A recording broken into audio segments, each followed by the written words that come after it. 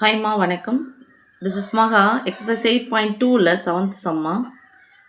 2i cap minus j cap plus k cap 3i cap minus 4j cap minus 4k cap I cap minus 3j cap minus 5k cap ஆகிய வெக்டர்கள் ஒரு செங்கோண முக்கோணத்தை அமைக்குமா என நிறுவுகன்னு கேட்டிருக்காங்க.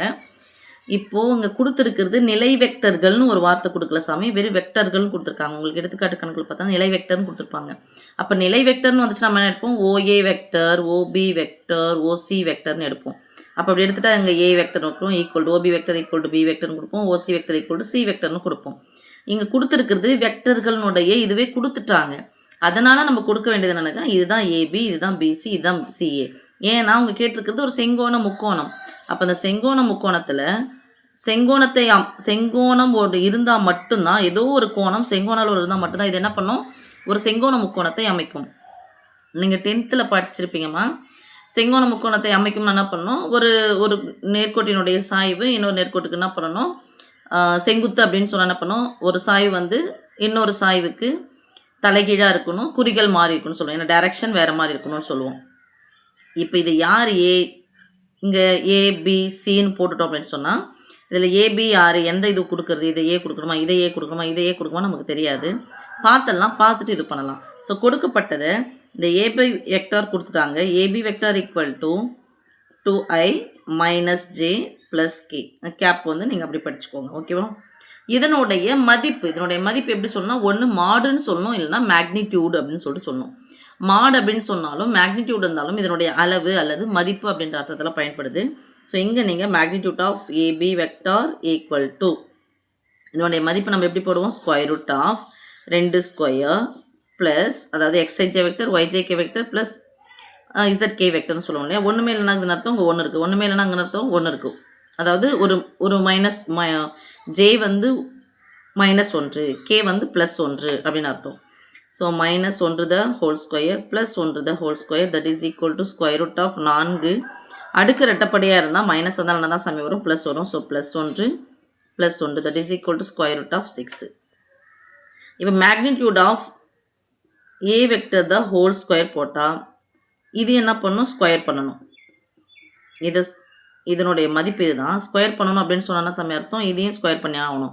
So ஸ்கொயரும் square ரூட்டும் cancel. This implies mod or magnitude of AB vector the whole square equal to 6. Okay, இப்போ அடுத்தது இதுதான் யார், PC. So PC vector magnitude போட்டுக்கலாமா சாமி, இங்கே அப்படியே போட்டுக்கோங்க. பிசி வெக்டார் ஈக்குவல் டு இது எடுத்து எழுதுங்க. And CA vector equal to AC vector equal to இது எடுத்து எழுதணும். ஓகே சாமி, நீங்கள் எடுத்து எழுதிங்க.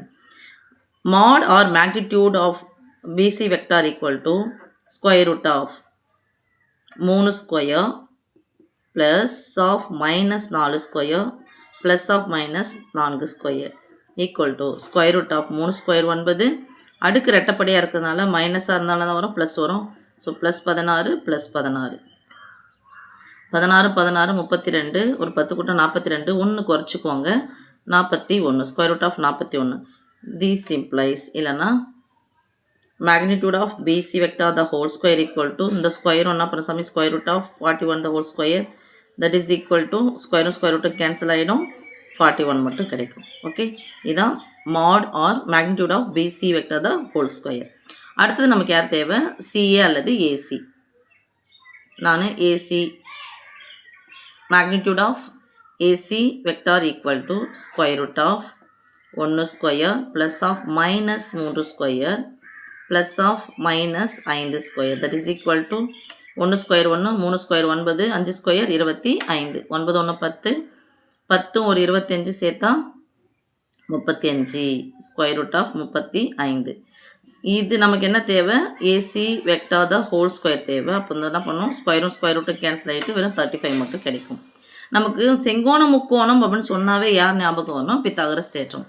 ஸோ பித்தாகரஸ் தேற்றம் என்னது, ஒரு செங்கோண முக்கோணத்தில் கர்ணத்தின் வர்க்கம், இதுதான் வந்து செங்கோண முக்கோணம்னா இந்த செங்கோணத்துக்கு ஆப்போசிட்ல இருக்கிறது தான் கர்ணம். செங்கோண முக்கோணத்தில் கர்ணத்தின் வர்க்கம் மற்ற 2 பக்கங்களின் வர்க்கங்களின் கூடுதலுக்கு சமம். ஏங்க வர்க்கம் எடுத்தோன்னு தெரியுதா நமக்கு, செங்கோண முக்கோணம்ன்றதுனால தான் நம்ம ஸ்கொயர் பண்ணோம். ஏன்னா பித்தாகரஸ் தேற்றம் அதை தான் சொல்லுது. பாருங்க சாமி, இங்கே 35 வந்திருக்கு, ஒரு 41, ஒரு 6, 35 6 சேர்த்தா தான் என்ன வரும், எனக்கு 41 கிடைக்கும். So AC AB square plus AC square equal to BC square, magnitude of BC square. எந்த பிரகாரம் சாமி? By Pythagoras theorem. Since Pythagoras theorem. Pythagoras தேற்றம்.